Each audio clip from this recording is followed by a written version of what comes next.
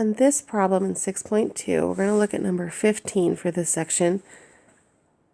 We're going to need the calculator for this one because this angle is not on our unit circle.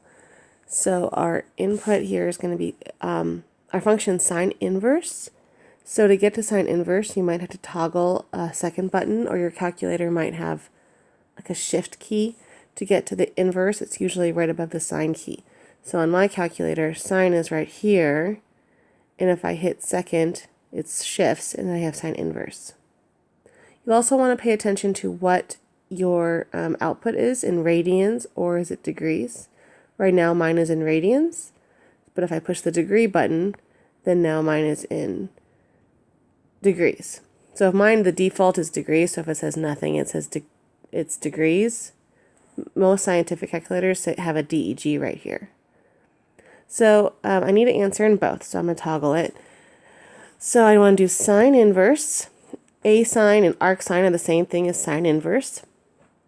And then I want 1 divided by the square root. So I need to toggle again to get to that square root sign. 7. Then close the square root parentheses and close the arc sine parentheses. So I have 2 sets of parentheses there. And this is in degrees, this answer right here, 22.207. And our directions say in degrees to the nearest tenth. So I'm going to round that to 22.21. Oops, sorry, tenths. So that's 2 degrees. And radians to the nearest 10,000. So when I toggle over to radians, I now have my answer in radians.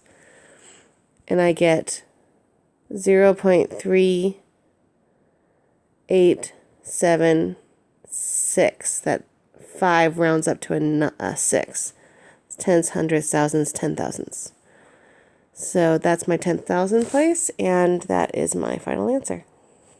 Oh, I should say, just to be clear, no label means radians, but just to be clear, I'm going to also write radians there.